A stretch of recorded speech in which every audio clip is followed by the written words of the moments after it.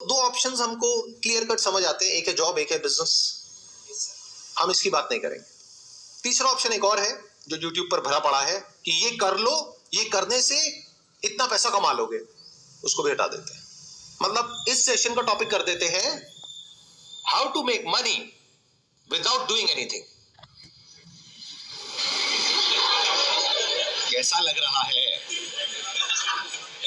कितनों को लग रहा है कि मैं ऐसी हवा में बात कर रहा हूं?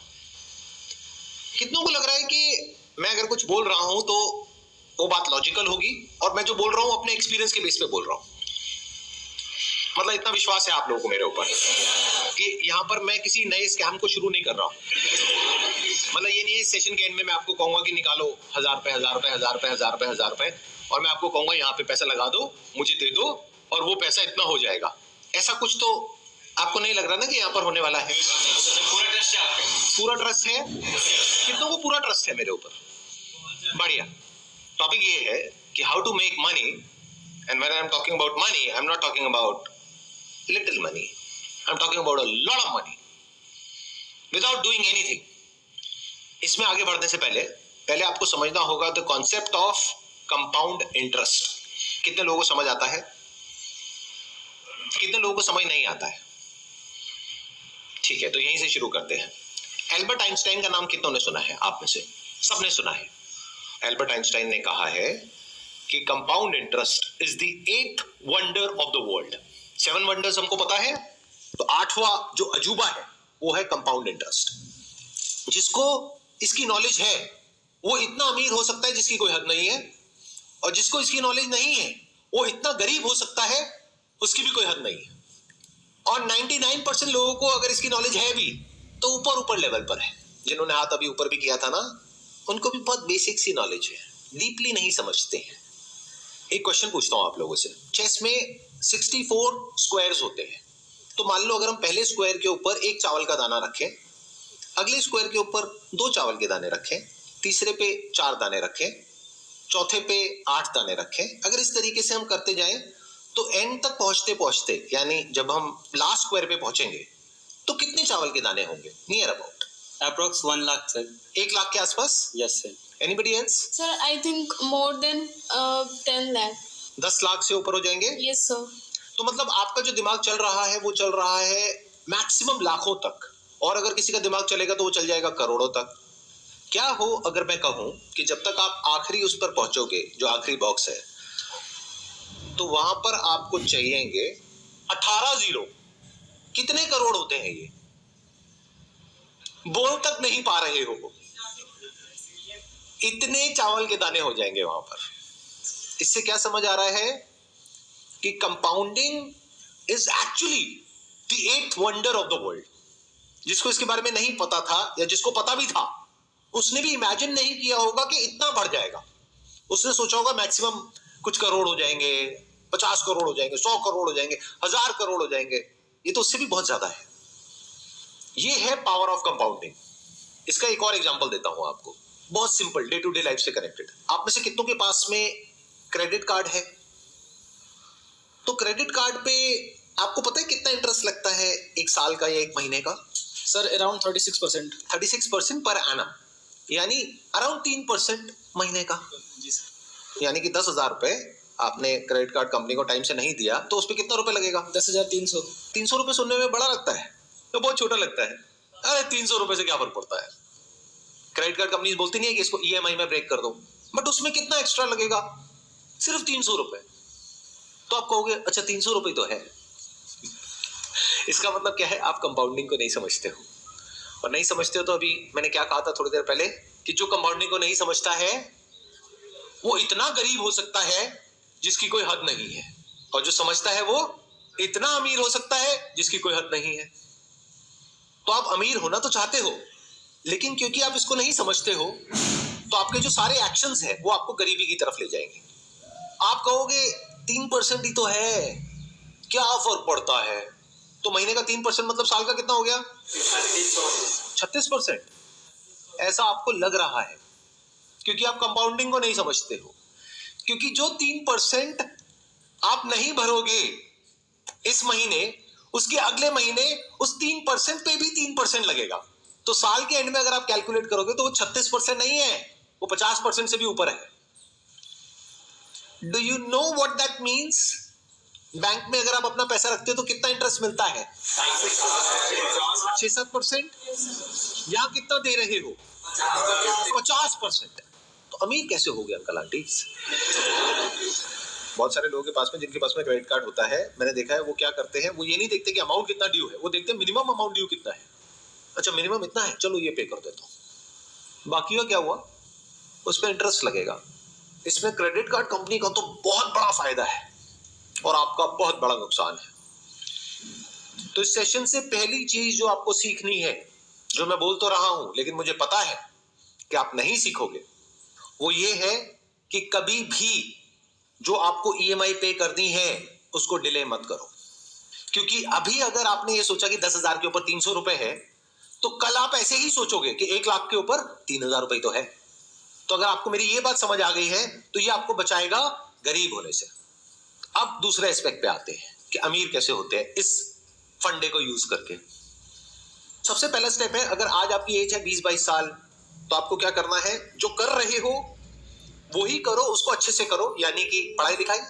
मान करके चलते हैं 25 साल की एज तक आते आते आपकी कहीं पर अच्छी जगह पर जॉब लग जाती है, क्योंकि आपने अच्छे से तैयारी करी है उस जॉब के लिए। ये हो गया जॉब सेगमेंट। दूसरा हो गया कि आपने 20 साल की एज से अपना कुछ करने की कोशिश करी, यानी कि बिजनेस। उसमें से 10 में से 9 फेल हो गए, लेकिन 25 साल की एज तक पहुंचते पहुंचते एक बिजनेस एक स्टेबल पोजीशन में आ गया है, जहां से आपको महीने का लाख रुपए आ रहा है। तो चाहे जॉब के रास्ते से चाहे बिजनेस के रास्ते से, मैं मान करके चलता हूं कि 25 साल की एज तक आपको महीने का लाख रुपए आ रहा है। बट क्या लाख रुपए महीना आपको बहुत अमीर बना देगा? क्या इस सच को देख पा रहे हो? आई एम नॉट श्योर कितने लोग देख पा रहे हैं, क्योंकि इन्फ्लेशन बहुत तेजी से बढ़ रहा है। 5 साल बाद जो आप लाख रुपए महीने का कमाओगे, उस टाइम उसकी वैल्यू आज के हिसाब से अंदाजा 50-60 हजार रुपए होगी। तो बहुत ज्यादा नहीं है। अभी सुनने में आपको लग रहा होगा लाख रुपए महीना, बट बहुत बड़ा नहीं है। तो अगर आप इसको अचीव कर लेते हो, तब हम नेक्स्ट स्टेप पे जा सकते हैं। यानी क्या? 25 साल की एज में आपने लाख रुपए महीना कमाना शुरू किया, यानी साल का कितना कमाया? 12 लाख रुपए। 5 साल में कितना कमाया? 60 लाख। 40 लाख आपका खर्चा हो गया, 20 लाख आपने बचाया। वो भी अगर बहुत सेंसिबली आपने अपने खर्चों को कंट्रोल किया तब। अगर बेवकूफों की तरह किया तो कुछ नहीं बचने वाला, उल्टा उस वक्त आप कर्जे में हो गए। लेकिन अगर तरीके से जिया, सेंसिबली जिया, बिना अपने आसपास में लोगों को देखे कि वो क्या कर रहे हैं, बल्कि इस गोल के साथ में कि मेरे पास में 30 साल की एज में 20 लाख की सेविंग होनी चाहिए। क्या ये रियलिस्टिक है, या आप कहते हो नहीं इतना भी नहीं हो सकता है? अगर इतना भी नहीं हो सकता है तो पहले इसको पॉसिबल करो, फिर बारी आएगी कि how to make money without doing anything. अगर कोई आपको आकर के ये बोल रहा है कि आपके बैंक अकाउंट में कोई पैसा नहीं है, आपके बैंक अकाउंट में 10,000 रुपए है और हम आपको करोड़पति बना देंगे, तो वो 10,000 रुपए आपके अकाउंट से निकलेगा, उस आदमी के अकाउंट में जाएगा, और आपके जैसे और बहुत सारे बेवकूफ मिलेंगे जिनके सबके पैसे उसके पास में जाएंगे। तो आप बनो ना बनो, वो पक्का बनेगा करोड़पति। तो ये मैंने आपको इसकी एलिजिबिलिटी बता दी। 5 साल में कितना कमाया? 60 लाख। 20 लाख आपने बचाया, तो उस 20 लाख का आप क्या करने वाले हो 30 साल की एज में? बहुत सारे लोग तो बहुत ही बड़ी बेवकूफी करते हैं। यानी क्या? ये पैसा उनके बैंक अकाउंट में पड़ा होता है।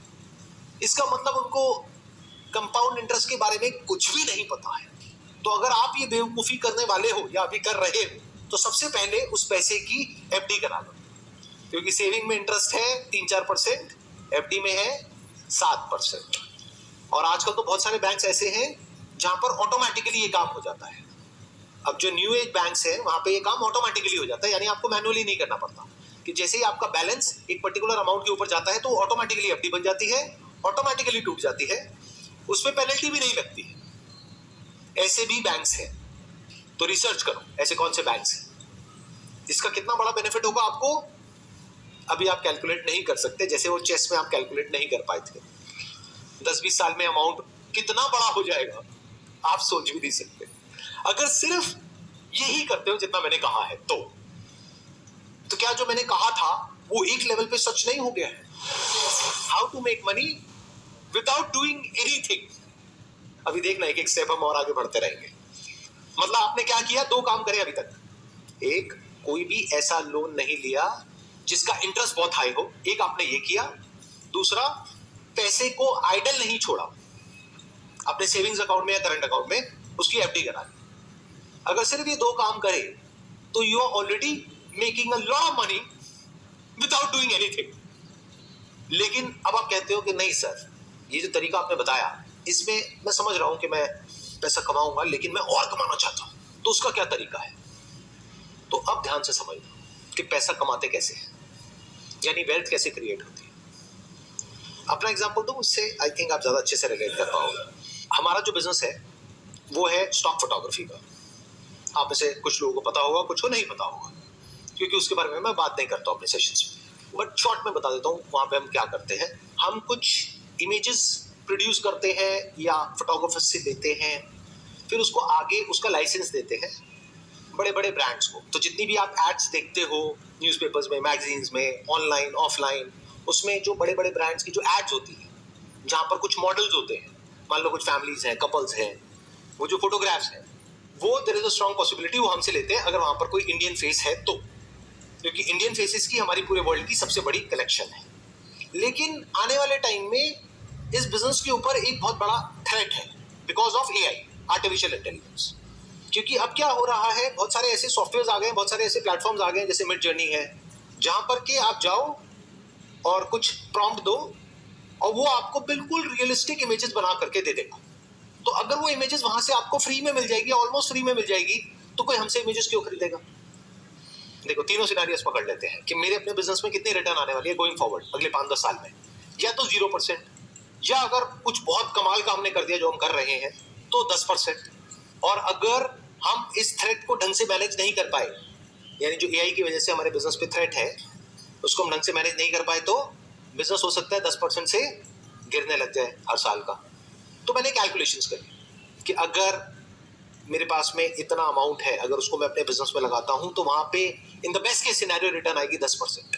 तो क्या कहीं कोई और बिजनेस है जहां पर मैं पैसा लगाता हूं तो रिटर्न आएगी 25 से 30%?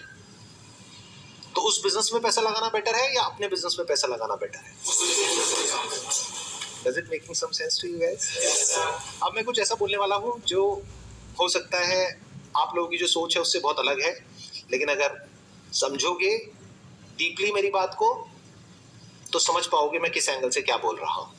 हम जब भी स्टॉक मार्केट का नाम सुनते हैं तो हम सबके माइंड में क्या थॉट्स आते हैं? जुआ है, सट्टा बाजार है, रिस्की है, जो पूरी तरह से झूठ नहीं है, क्योंकि बहुत सारे लोग इसको इसी तरीके से देखते हैं। किसी ने कहा ये शेयर ऊपर जाने वाला है, खरीद लिया, और ये तो नीचे चला गया, अब क्या करें? नहीं, अब जब वापस से उस भाव पे आएगा तब बेचेंगे। अब वो आधा रह गया, अब क्या करें? नहीं, अभी भी उसको तभी बेचेंगे जब वो वहां पे आएगा। अब वो 10 गुना कम हो गया, अब क्या करें? बैठे हैं और रो रहे हैं और अपने आसपास में लोगों को कह रहे हैं बिल्कुल बेकार है, और अपने बच्चों को भी यही कह रहे हैं बिल्कुल दूर रहना है इससे, कुछ नहीं पड़ा इस समय। ऐसा ही है। जबकि स्टॉक मार्केट ये नहीं है, यानी कि शॉर्ट टर्म में दुनिया की कोई ताकत प्रेडिक्ट नहीं कर सकती है कि जो स्टॉक मार्केट है वो ऊपर जाने वाला है या नीचे जाने वाला है, या कोई पर्टिकुलर स्टॉक ऊपर जाने वाला है या नीचे जाने वाला है। लेकिन लॉन्ग टर्म में उसको प्रेडिक्ट करना बहुत आसान है अगर आप बिजनेस को समझते हो तो मैंने क्या किया, जब मुझे क्लियरली नजर आ गया कि मेरे बिजनेस का एक सैचुरेशन पॉइंट आ रहा है तो मैंने डाइवर्सिफाई किया। अब अगर आपकी लैंग्वेज में बात करी जाए तो मैंने एक स्टॉक परचेज किया, बट अगर मेरे पर्सपेक्टिव से बात करी जाए तो मैंने एक बिजनेस को परचेज कर लिया। दोनों में फर्क देख पा रहे हो? कितने देख पा रहे हैं मैंने क्या बोल दिया है?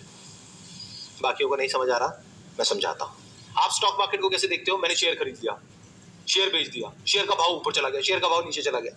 मैं ऐसे नहीं देखता। जो भी लोग एक्चुअल में समझते हैं स्टॉक मार्केट को वो ऐसे नहीं देखते, बल्कि स्टॉक मार्केट भी गलत वर्ड है। बिजनेस को जो समझते हैं वो ऐसे नहीं देखते। वो कैसे देखते हैं कि स्टॉक का जो प्राइस है वो डिसाइड होता है based upon sentiments in the short term, कि मार्केट के सेंटिमेंट्स कैसे हैं, मार्केट में ग्रीड है या फियर है, जिसको बोलते हैं बुल रन है या बेयर मार्केट है। उसके बेस पे स्टॉक के प्राइसेस डिसाइड होते हैं। एक बिजनेस की वैल्यू होती है 100 रुपए, उसका प्राइस होता है 20 रुपए, और एक बिजनेस की वैल्यू होती है 100 रुपए, उसका प्राइस होता है 1000 रुपए। मार्केट में ऐसा सब कुछ देखने को मिलता है। तो अगर ये बात आपको समझ आ रही है तो प्राइस को देखोगे सिर्फ इस पॉइंट ऑफ व्यू से कि जो उस बिजनेस की एक्चुअल में वैल्यू है उससे मुझे सस्ता मिल रहा है या उससे महंगा मिल रहा है।